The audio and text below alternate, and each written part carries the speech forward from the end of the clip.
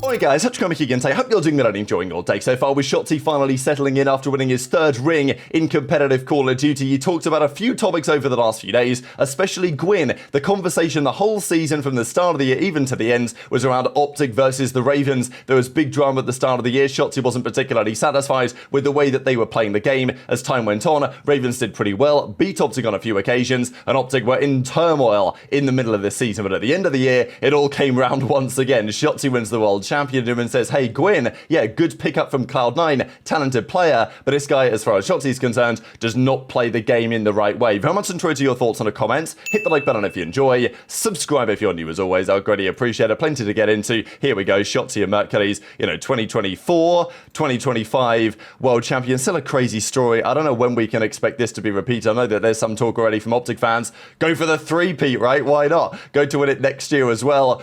But, that's the funny thing that I remember after last year's World Championship, OpTic fans had been through hell so much over the previous 7 years that they were basically saying, look, whatever, we won champs, whatever happens next year, I'll take it, right? Like, it is what it is. And then, of course, next year happens, as in this year, and it's a complete shambles, and the Green Wall's in turmoil. And then it all comes good in the end. So you couldn't write this type of story. Couple of things on Black Ops 7. According to rumours, there could be a Dragonfire coming back, or, what they might call the Dragonfly drone. But also some other things to note as well. Other things that were removed alongside the Dragonfire could be cut, obviously, also could be for BO6, BO7. But, we've got talk about a grapple hook, a mini sentry, a war machine, a vision pulse, particularly notably. Now, these were specialist abilities in the past. We've got a mega jump, for example, right? So there's a few interesting things here that strike me like specialists. The grappling hook was, what was his name? Ruin's thing back in Black Ops 4. The vision pulse was, what was her name? Outrider or something. The character from Black Ops 3 and maybe Black Ops 4 as well. And therefore, according to rumors, there is discussion that the field upgrades that we currently have, that slot will again pretty much become potentially some specialist abilities. That maybe is the plan. And this, I think, is very exciting, personally. I know that people's thoughts on specialist abilities are mixed in the community. People definitely reminisce on abilities like Glitch and the FTL jump from Infinite Warfare and stuff like this, and the great moments that they created. But Camo was kind of ridiculous, but both teams got it. Heatwave was, as much as I love Black Ops 3, a bit of a joke of an ability, to be honest. So it was often banned in Banner Protect and stuff like this. But in Black Ops 4, in many respects, the abilities kind of made the game. Now, let's say you've got crashes, the, 200 HP thing, it would bump all your entire team up. And there was some skill to when to deploy it, when to use it. Both teams had access to it. Obviously, the Ruin player had the grapple hook, the Tempest, of course, and there were also options to use the specialist weapons as well. I think without the specialists, I don't think Control and even Black Ops 4 and even the Jetpack era in general plays as well as it does. I think it's one of the reasons why those games, in hindsight, are so exciting to think about and frankly to play. Specialists added a lot to those games. We've not had them in recent titles. I think it would improve the experience bringing them back. Yeah, it would bring some BS into the game. The pros would be crying about it because there'd be stuff that they wanted to GA. But if the league steps in and says, okay, at least you've got to use something to this effect, I think it would make the gameplay more entertaining and also just adds another level of skill, in my opinion, when you've got a player using a certain specialist on one team, like, Dashy with the Tempest, for example. He was just better with the Tempest than the other guy, and that was a difference maker in many occasions. This I thought was pretty cool as well to see. You guys might have remembered this sign at the World Championship that said about Neptune, it's my birthday, could I have your jersey? And he actually saw this and says, if anyone knows the fans that were holding this poster, let me know. I'd love to send them a signed jersey. And Rachel then says, or Bat Dad, please send me a way to contact you. I've got the sign, the original picture of my son's here with me. He would love that so much. I thought that was actually really nice between, so hopefully that comes to fruition. We might see a picture of it in the coming days. Now, we talked about the World Cup earlier today. I don't think I've talked about this quite yet. World Cup groups. Now, we don't know what they're going to be yet. They're not yet official, but based on what the seeding was last year and based on what happened at Champs, these are presumably the groups that we might get. Now, of course, these teams have made some changes. Ravens are very different to what they were at the World Championship, and maybe, they weren't even good enough to qualify had it been based on the last 2 months of performance, but it is what it is. OpTic, understandably, should have a pretty nice group. They theoretically will play the 8th seed, the 9th seed, and the 16th seed. So that's the new Ravens, which is Slasher, Afro, F-Dot, and apparently Cobra, right? That's the fourth man. A bit of mess over the last few days. Rocker is presumably the same Rocker team, although there might have been a change there that we're not currently aware of. Orchid is the new team with Beans that he came, and we talked about that earlier today. Group B is pretty hectic, right? I mean, you've got Surge and Thieves in there. So Cloud9, good luck with that. They've signed Gwinn, but they're definitely in the blender. Team Warriors used to be, I think, Diamondcon's team. It's with Assault and Lins, but I think those guys are still there. So Group B is pretty tough, but again, Cloud9, you wouldn't expect Thieves to have been the 7th seed and come effectively bombed out at the World Championship as they did, but still you could argue it's kind of unfortunate for Cloud9 to be put there, because Group C is a bit friendlier maybe. You got Boston, Ultra, then Gentlemates and Omit Brooklyn. So Group C is friendlier.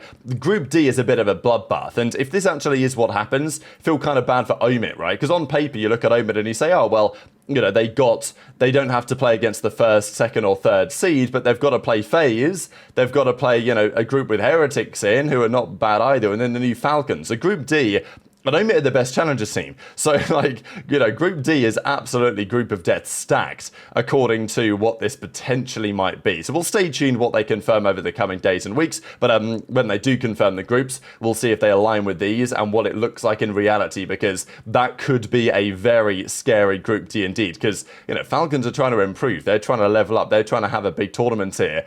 Heretics and FaZe, though, for FaZe, that's a really big deal. Imagine that one of those big name teams goes out in groups. It may well happen.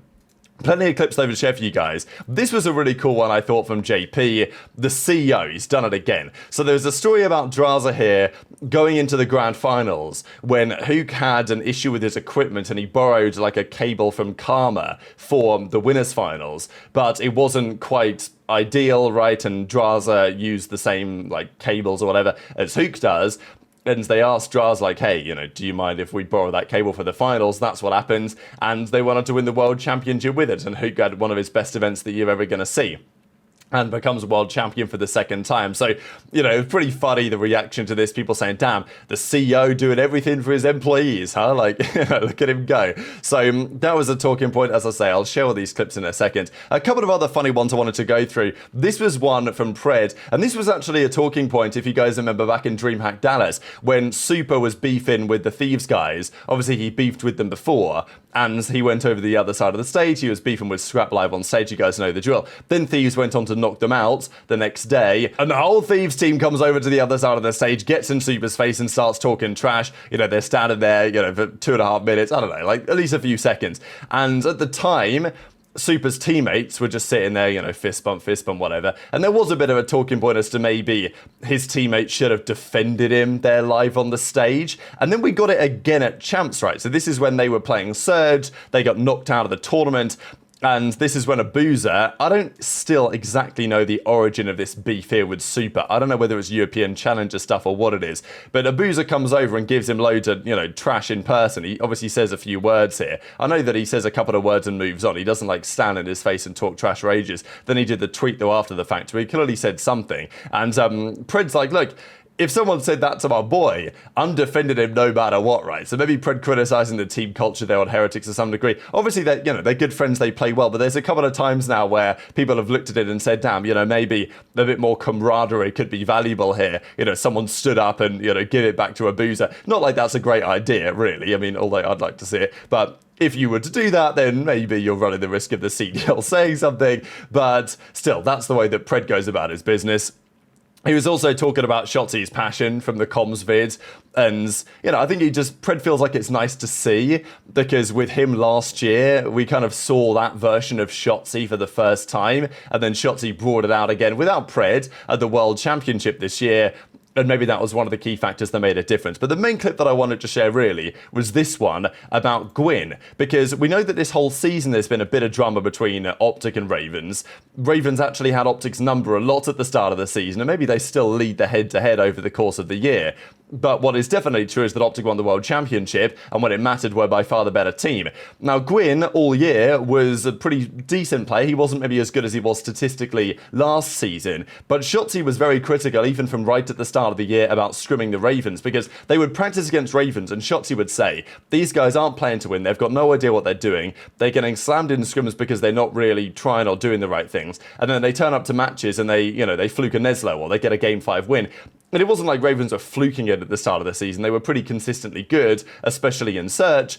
And it was actually catching OpTic off guard. And it was kind of a blight on Shotzzy's first half of the season, is that he kept talking all this about the Ravens online, and then they'd turn up to an actual match and it would go the other way. But obviously at the end of the season, then it came back around.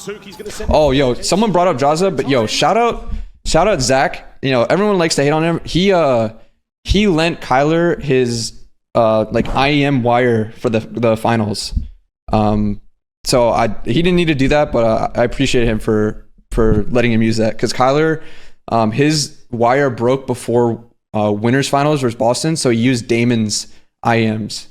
And we asked Drazah, or I think Ann or Kyler asked Drazah if he could use it because they use the same wire. So yo, shout out to him for being a real one. He didn't have to do that. Is he gonna be able to save it? No good. Yo, someone from his team is gonna stand up and be like, yo, don't fucking talk to him like that. I promise you, if something did that to my teammate, I'd be like, I'd get up and push him. I'd be like, bro, don't fucking speak to him like that. Even if he's in the wrong, bro. Even if he's in the wrong, fuck it. Yo, even if he's in the wrong, bro, fuck it. Someone gift this man. Someone gift this man. We'll get back to 2K subs.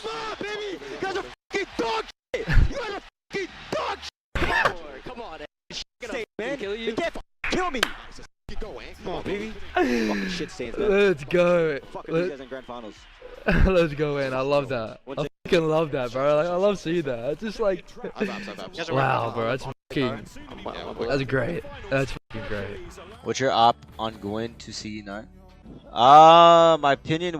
So it's him, Kremp, Sib, and Spart.